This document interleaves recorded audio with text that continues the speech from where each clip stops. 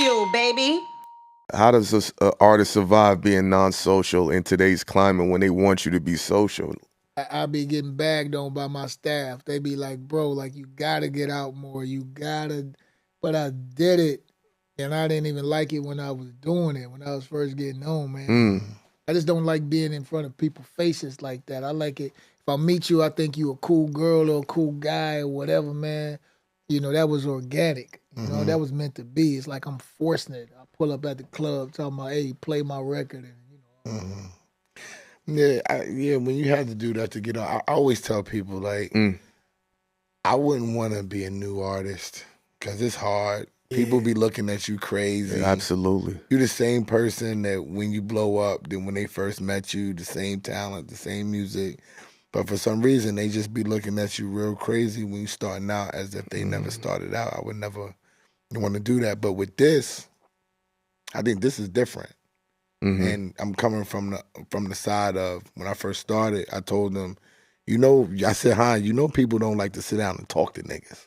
Especially when they singers and all that. It's too much to risk. They don't really fuck with that. But this, you can kind of control this a little bit better, Life, than when you just going on to the radio, because they get a chance to really like talk to you and see you, and you can control what you say. Like with us, we don't do clickbait. So we just really have conversation about music business, life, what you got going on right now, how you want to build, trying to make you feel comfortable with telling your story. You know what I'm saying? Or at least what you got going on right now. Good news. Good news. I don't really be doing this part. Like, again, like, you know, it's promo. I'm getting back out here, man. But it's like, you know, this ain't really my thing. What else would you do to promo then? Tell me that. Tell me that. If you ain't gonna fuck with this, I think you just want to drop music and let it work. And you don't want to do really, you know, Yeah. But how's that gonna work? Tell me. It's not gonna work. That's the point. That's what I'm saying. That's why I'm here, goddamn it. I'm like, yo, because, you know, and this is probably good for new artists to hear that it doesn't matter how good your product is. It don't matter how well received that it could be, unless it is received. It's never gonna be none of that. The only way that they're gonna receive it is to know that it's out here. So promotion is gonna cost you money. It's gonna cost you time. It's gonna cost you other things besides just your creativity. When did you realize that? Shit, just recently. Yo. I've been getting 20 years. I'm like, why these songs ain't working? Wow. But then, you know, That's again, real. people was telling me, like, Life, can I be honest with you? I don't know why everybody think I'm so hard to approach. I'm really You got not. that demeanor, Life. No.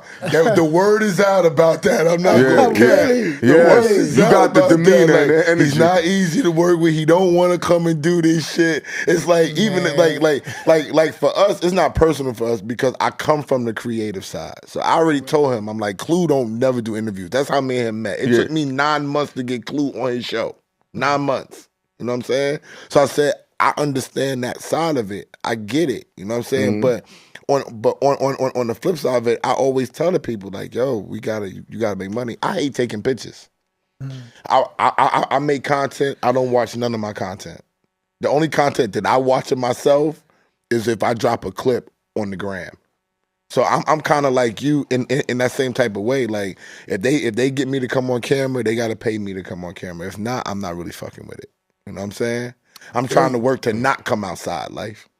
And I feel like that's the difference with me too. Like, I really don't gotta be seen. I'm really not, like, I'm not really like into it like that. I'm just trying to understand. You're a tall, light-skinned dude who can sing. Light-skinned dude. Yes. See, this round come out, right? Like, I would think you would use all these superpowers, man.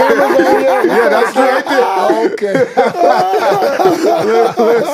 You say I would have thought you was a superpower. Use all your superpowers, man.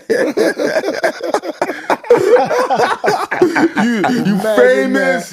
You were in the industry when it's hard. When it was hard to get into the industry, you have everything going for you. And I get not wanting to be around people, but then, you know, when you got leverage, sometimes you just want to turn the key a little bit. Sound like you be chilling. I don't, man. Like, you know, I really like, I don't know, I like being around my kids at home. That's dope. And I get up in the morning, I do my cardio. I only eat one time a day. That's the same thing we You know, so I later on I go work out. I work on my little business models, making sure, you know, these kids got something when a nigga dead and gone. And I'm cool with that, man. You know? But I started reaching back out to do stuff like this because it's selfish. Like, you know, I got something to say and I think that people receive it well in the way that I put it.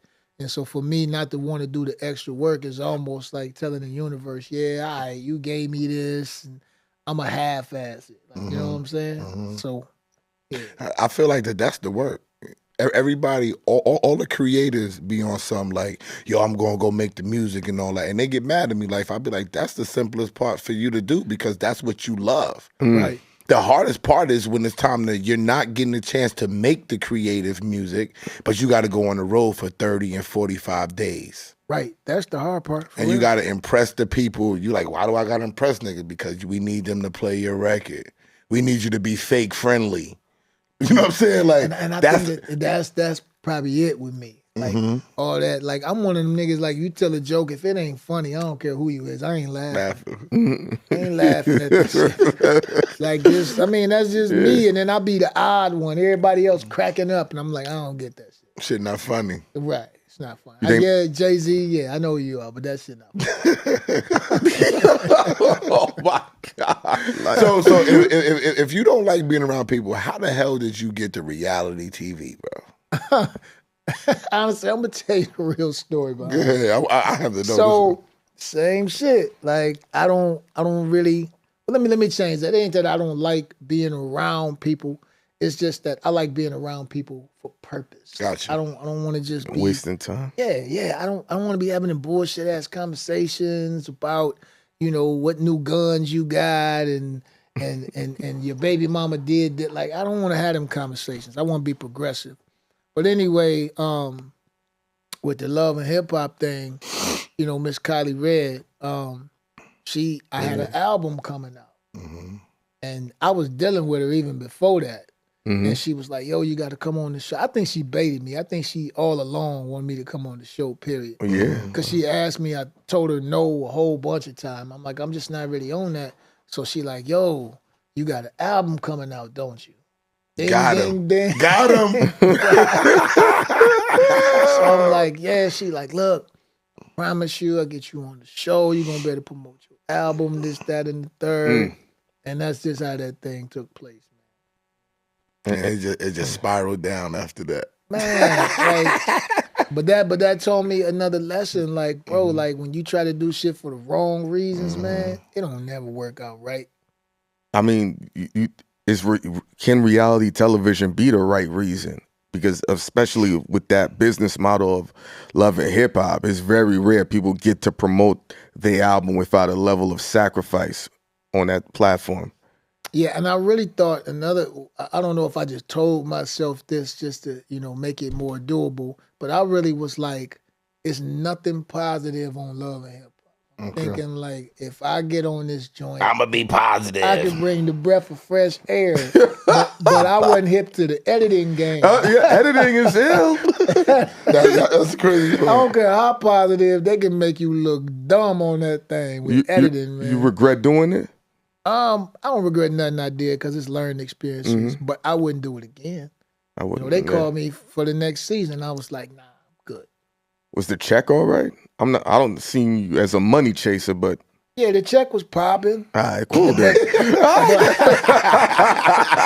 it kind of, I ain't gonna even lie to you, like it kind of made it worse. Like, because when you get the check, it brings back all the memories of the shit that you did on this show and how you looked and what you really promoted to people. It's like, God damn, this damn near blood money.